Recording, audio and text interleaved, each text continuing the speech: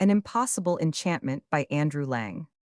There once lived a king who was much loved by his people, and he too loved them warmly. He led a very happy life. But he had the greatest dislike to the idea of marrying, nor had he ever felt the slightest wish to fall in love. His subjects begged him to marry, and at last he promised to try to do so. But as so far he had never cared for any woman he had seen, he made up his mind to travel in hopes of meeting some lady he could love. So he arranged all the affairs of state in an orderly manner, and set out attended by only one equerry, who though not very clever had most excellent good sense. These people, indeed, generally make the best fellow travelers. The king explored several countries, doing all he could to fall in love, but in vain, and at the end of 2 years' journeys, he turned his face towards home with as free a heart as when he set out. As he was riding along through a forest, he suddenly heard the most awful mewing and shrieking of cats. You can imagine the noise drew nearer and nearer. And at last they saw 100 huge Spanish cats rush through the trees close to them. They were so closely packed together that you could easily have covered them with a large cloak. And all were following the same track. They were closely pursued by two enormous apes, dressed in purple suits with the prettiest and best-made boots you ever saw. The apes were mounted on superb mastiffs, and spurred them on in hot haste, blowing shrill blasts on little toy trumpets all the time. The king and his equerry stood still to watch this strange hunt, which was followed by 20 or more little dwarfs, some mounted on wolves, and leading relays, and others with cats in leash. The dwarfs were all dressed in purple silk liveries like the apes. A moment later, a beautiful young woman, mounted on a tiger, came in sight. She passed close to the king riding at full speed, without taking any notice of him, but he was at once enchanted by her, and his heart was gone in a moment.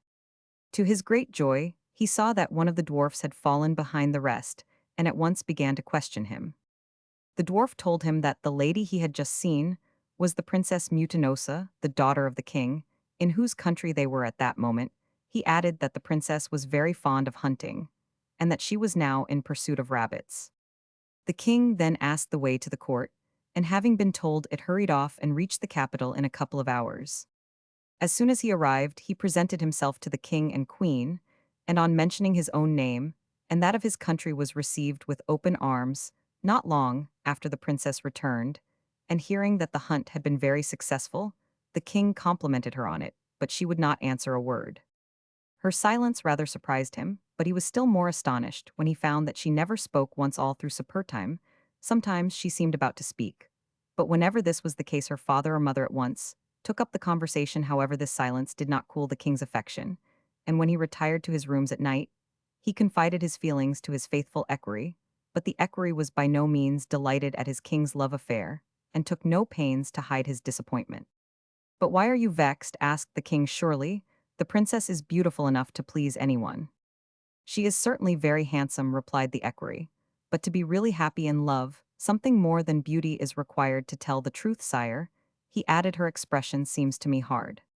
"That is pride and dignity," said the king, "and nothing can be more becoming." "Pride or hardness, as you will," said the equerry, "but to my mind the choice of so many fierce creatures for her amusements seems to tell of a fierce nature, and I also think there is something suspicious in the care taken to prevent her speaking." The equerry's remarks were full of good sense, but as opposition is only apt to increase love in the hearts of men, and especially of kings who hate being contradicted, this king begged the very next day for the hand of the Princess Mutinosa. It was granted him on two conditions. The first was that the wedding should take place the very next day, and the second that he should not speak to the princess till she was his wife, to all of which the king agreed in spite of his equerry's objections, so that the first word he heard his bride utter was the yes she spoke at their marriage. Once married, however, she no longer placed any check on herself, and her ladies-in-waiting came in for plenty of rude speeches. The king did not escape scolding, but as he was a good-tempered man and very much in love, he bore it patiently. A few days after the wedding, the newly married pair set out for their kingdom, without leaving many regrets behind. The good equerry's fears proved only too true, as the king found out to his cost. The young queen made herself most disagreeable to all her court. Her spite and bad temper knew no bounds, and before the end of a month she was known far and wide as a regular vixen. One day when riding out, she met a poor old woman walking along the road who made a curtsy, and was going on when the queen had her stopped and cried, "You are a very impertinent person. Don't you know that I am the queen, and how dare you not make me a deeper curtsy?" Madam, said the old woman, I have never learnt how to measure curtsies, but I had no wish to fail in proper respect. What, screamed the queen, she dares to answer, tie her to my horse's tail, and ill, just carry her at once to the best dancing master in the town to learn how to curtsy. The old woman shrieked for mercy, but the queen would not listen, and only mocked when she said she was protected by the fairies. At last the poor old thing submitted to be tied up. But when the queen urged her horse on, he never stirred. In vain. She spurred him. He seemed turned to bronze. At the same moment, the cord with which the old woman was tied changed into wreaths of flowers, and she herself into a tall and stately lady. Looking disdainfully at the queen, she said, Bad woman, unworthy of your crown, I wish to judge for myself. Whether all I heard of you was true, I have now no doubt of it, and you shall see whether the fairies are to be laughed at. So saying, the fairy Placida, that was her name, blew a little gold whistle, and a chariot appeared drawn by 6 splendid ostriches. In it was seated the fairy queen, escorted by a dozen other fairies, mounted on dragons. All having dismounted, Placida told her adventures, and the fairy queen approved all she had done, and proposed turning Mutinosa into bronze like her horse. Placida, however, who was very kind and gentle, begged for a milder sentence, and at last it was settled that Mutinosa should become her slave for life, unless she should have a child to take her place. The king was told of his wife's fate, and submitted to it, which, as he could do nothing to help it, was the only course open to him. The fairies then all dispersed, Placida taking her slave with her, and on reaching her palace, she said, You ought by rights to be scullion, but as you have been delicately brought up, the change might be too great for you. I shall therefore only order you to sweep my rooms carefully, and to wash and comb my little dog. Mutinosa felt there was no use in disobeying, so she did as she was bid and said nothing. After some time, she gave birth to a most lovely little girl, and when she was well again, the fairy gave her a good lecture on her past life, made her promise to behave better in future, and sent her back to the king, her husband. Placida now gave herself up entirely to the little princess, who was left in her charge. She anxiously thought over which of the fairies she would invite to be godmothers, so as to secure the best gift for her adopted child. At last she decided on 2 very kindly and cheerful fairies, and asked them to the christening feast directly. It was over. The baby was brought to them in a lovely crystal cradle, hung with red silk curtains embroidered with gold. The little thing smiled so sweetly at the fairies that they decided to do all they could for her. They began by naming her Graziella, and then Placida said, You know, dear sisters, that the commonest form of spite or punishment amongst us consists of changing beauty to ugliness, cleverness to stupidity, and oftener still to change a person's form altogether. Now, as we can only each bestow one gift, I think the best plan will be for one of you to give her beauty, the other good understanding, whilst I will undertake that she shall never be changed into any other form. The 2 godmothers quite agreed, and as soon as the little princess had received their gifts, they went home, and Placida gave herself up to the child's education. She succeeded so well with it, and little Graziella grew so lovely that, when she was still quite a child, her fame was spread abroad only too much. And one day Placida was surprised by a visit from the fairy queen, who was attended by a very grave and severe-looking fairy. The queen began at once, I have been much surprised by your behavior to Mutinosa. She had insulted our whole race and deserved punishment. You might forgive your own wrongs if you chose, but not those of others. You treated her very gently, whilst she was with you, and I come now to avenge our wrongs. On her daughter you have ensured her being lovely and clever, and not subject to change of form. But I shall place her in an enchanted prison, which she shall never leave till she finds herself in the arms of a lover, whom she herself loves. It will be my care to prevent anything of the kind happening. The enchanted prison was a large high tower, in the midst of the sea, built of shells of all shapes and colors. The lower floor was like a great bathroom, where the water was let in or off at will. The first floor contained the princess apartments, beautifully furnished. On the second was a library, a large wardrobe room filled with beautiful clothes, and every kind of linen, a music room, a pantry with bins full of the best wines, and a storeroom with all manner of preserves, bonbons, pastry, and cakes, all of which remained as fresh as if just out of the oven. The top of the tower was laid out like a garden with beds of the loveliest flowers, fine fruit trees, and shady arbors and shrubs, where many birds sang amongst the branches. The fairies escorted Graziella and her governess Bonetta to the tower, and then mounted a dolphin which was waiting for them at a little distance from the tower. The queen waved her wand, and summoned 2,000 great fierce sharks, whom she ordered to keep close guard, and not to let a soul enter the tower. The good governess took such pains with Graziella's education that, when she was nearly grown up, she was not only most accomplished, but a very sweet good girl. One day, as the princess was standing on a balcony, she saw the most extraordinary figure rise out of the sea. She quickly called Bonetta to ask her what it could be. It looked like some kind of man with a bluish face and long sea-green hair. He was swimming towards the tower, but the sharks took no notice of him. "It must be a merman," said Bonetta. "A man, do you say?" cried Graziella. "Let us hurry down to the door and see him nearer." When they stood in the doorway, the merman stopped to look at the princess, and made many signs of admiration. His voice was very hoarse and husky, but when he found that he was not understood, he took to signs. He carried a little basket made of osiers, and filled with rare shells, which he presented to the princess. She took it with signs of thanks, but as it was getting dusk, she retired, and the merman plunged back into the sea. When they were alone, Graziella said to her governess, "What a dreadful-looking creature that was! Why do those odious sharks let him come near the tower? I suppose all men are not like him." "No, indeed," replied Bonetta. "I suppose the sharks look on him as a sort of relation, and so did not attack him." A few days later, the two ladies heard a strange sort of music, and looking out of the window, there was the merman, his head crowned with water plants, and blowing a great seashell with all his might. They went down to the tower door, and Graziella politely accepted some coral and other marine curiosities he had brought her. After this, he used to come every evening and blow his shell or dive, and play antics under the princess' window. She contented herself with bowing to him from the balcony, but she would not go down to the door in spite of all his signs. Some days later, he came with a person of his own kind, but of another sex. Her hair was dressed with great taste, and she had a lovely voice.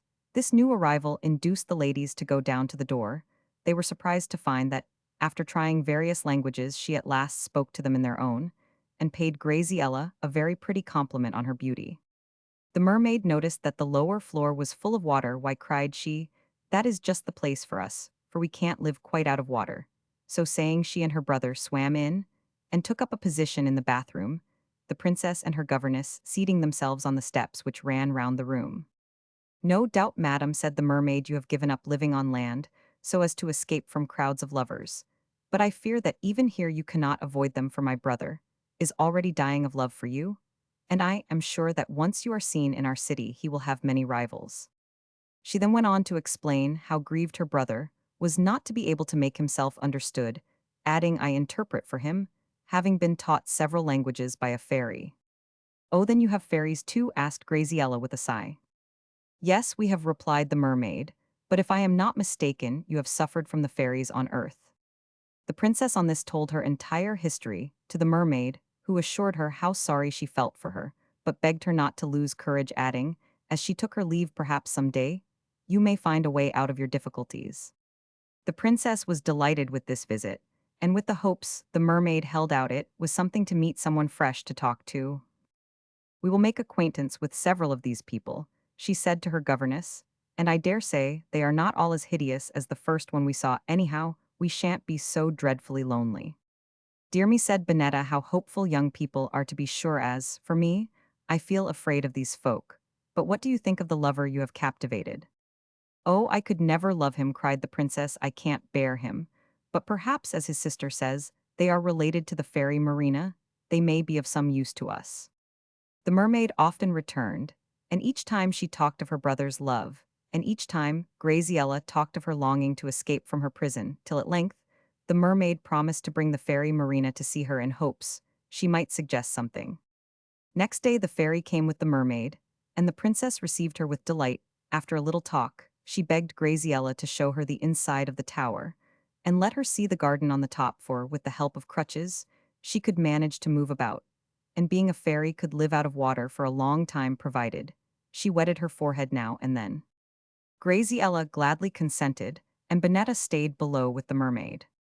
When they were in the garden, the fairy said, "Let us lose no time, but tell me how I can be of use to you." Graziella then told all her story, and Marina replied, "My dear princess, I can do nothing for you as regards dry land, for my power does not reach beyond my own element. I can only say that if you will honor my cousin by accepting his hand, you could then come and live amongst us, I could teach you in a moment to swim and dive with the best of us. I can harden your skin without spoiling its color. My cousin is one of the best matches in the sea, and I will bestow so many gifts on him that you will be quite happy." The fairy talked so well and so long that the princess was rather impressed and promised to think the matter over. Just as they were going to leave the garden, they saw a ship sailing nearer the tower than any other had done before. On the deck lay a young man under a splendid awning, gazing at the tower through a spyglass. But before they could see anything clearly, the ship moved away, and the two ladies parted, the fairy promising to return shortly. As soon as she was gone, Graziella told her governess what she had said. Bonetta was not at all pleased at the turn matters were taking, for she did not fancy being turned into a mermaid in her old age. She thought the matter well over. And this was what she Roman 999. She was a very clever artist, and next morning she began to paint a picture of a handsome young man with beautiful curly hair, a fine complexion, and lovely blue eyes. When it was finished, she showed it to Graziella, hoping it would show her the difference there was between a fine young man and her marine suitor.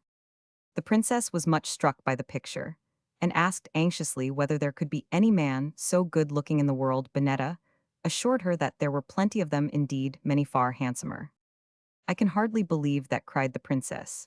"But alas, if there are, I don't suppose I shall ever see them, or they me, so what is the use? Oh dear, how unhappy I am." She spent the rest of the day gazing at the picture, which certainly had the effect of spoiling all the merman's hopes or prospects. After some days, the fairy Marina came back to hear what was decided, but Graziella hardly paid any attention to her, and showed such dislike to the idea of the proposed marriage that the fairy went off in a regular huff. Without knowing it, the princess had made another conquest on board the ship, which had sailed so near, was the handsomest prince in the world. He had heard of the enchanted tower, and determined to get as near it as he could. He had strong glasses on board, and whilst looking through them, he saw the princess quite clearly, and fell desperately in love with her. At once he wanted to steer straight for the tower and to row off to it in a small boat, but his entire crew fell at his feet and begged him not to run such a risk. The captain, too, urged him not to attempt it. "You will only lead us all to certain death," he said. "Pray anchor nearer land, and I will then seek a kind fairy I know who has always been most obliging to me, and who will, I am sure, try to help your highness." The prince rather unwillingly listened to reason. He landed at the nearest point, and sent off the captain in all haste to beg the fairy's advice and help. Meantime, he had a tent pitched on the shore, and spent all his time gazing at the tower, and looking for the princess through his spyglass. After a few days, the captain came back bringing the fairy with him. The prince was delighted to see her, and paid her great attention. "I have heard about this matter," she said, "and to lose no time I am going to send off a trusty pigeon to test the enchantment. If there is any weak spot, he is sure to find it out and get in. I shall bid him bring a flower back as a sign of success. And if he does so, I quite hope to get you in too." But asked the prince, could I not send a line by the pigeon to tell the princess of my love? "Certainly," replied the fairy, "it would be a very good plan." So the prince wrote as follows: "Lovely princess, I adore you, and beg you to accept my heart, and to believe there is nothing I will not do to end your misfortune. Esplendle." This note was tied round the pigeon's neck, and he flew off with it. At once he flew fast, till he got near the tower, when a fierce wind blew so hard against him that he could not get on. But he was not to be beaten, but flew carefully round the top of the tower, till he came to one spot which by some mistake had not been enchanted like the rest. He quickly slipped into the arbor, and waited for the princess. Before long, Graziella appeared alone, and the pigeon at once fluttered to meet her, and seemed so tame that she stopped to caress the pretty creature. As she did so, she saw it had a pink ribbon round its neck, and tied to the ribbon was a letter. She read it over several times, and then wrote this answer: "You say you love me, but I cannot promise to love you without seeing you. Send me your portrait by this faithful messenger. If I return it to you, you must give up hope. But if I keep it, you will know that to help me will be to help yourself, Graziella." Before flying back, the pigeon remembered about the flower, so seeing one in the princess' dress, he stole it and flew away. The prince was wild with joy at the pigeon's return. With the note, after an hour's rest, the trusty little bird was sent back again, carrying a miniature of the prince, which by good luck he had with him. On reaching the tower, the pigeon found the princess in the garden. She hastened to untie the ribbon, and on opening the miniature case, what was her surprise, and delight to find it very like the picture her governess had painted for her, she hastened to send the pigeon back, and you can fancy the prince's joy when he found she had kept his portrait. "Now," said the fairy, "let us lose no more time. I can only make you happy by changing you into a bird, but I will take care to give you back your proper shape at the right time." The prince was eager to start, so the fairy, touching him with her wand, turned him into the loveliest hummingbird you ever saw, at the same time letting him keep the power of speech. The pigeon was told to show him the way. Graziella was much surprised to see a perfectly strange bird, and still more so when it flew to her saying, "Good morning, sweet princess." She was delighted with the pretty creature, and let him perch on her finger, when he said, "Kiss, kiss, little birdie," which she gladly did, petting and stroking him at the same time. After a time, the princess, who had been up very early, grew tired, and as the sun was hot, she went to lie down on a mossy bank in the shade of the arbor. She held the pretty bird near her breast, and was just falling asleep, when the fairy contrived to restore the prince to his own shape, so that as Graziella opened her eyes, she found herself in the arms of a lover whom she loved in return.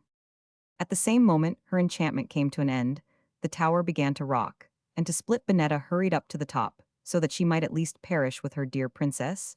Just as she reached the garden, the kind fairy, who had helped the prince, arrived with the fairy Placida, in a car of Venetian glass, drawn by 6 eagles. "Come away quickly," they cried, "the tower is about to sink the princess," and Bonetta lost no time in stepping into the car, which rose in the air, just as with a terrible crash, the tower sank into the depths of the sea for the fairy Marina, and the mermen had destroyed its foundations to avenge themselves on Graziella. Luckily, their wicked plans were defeated, and the good fairies took their way to the kingdom of Graziella's parents. They found that Queen Mutinosa had died some years ago, but her kind husband lived on, peaceably ruling his country, well and happily. He received his daughter with great delight, and there were universal rejoicings at the return of the lovely princess. The wedding took place the very next day, and for many days after, balls, dinners, tournaments, concerts, and all sorts of amusements went on all day and all night. All the fairies were carefully invited, and they came in great state and promised the young couple their protection and all sorts of good gifts. Prince Blondel and Princess Graziella lived to a good old age, beloved by everyone, and loving each other more and more as time went on.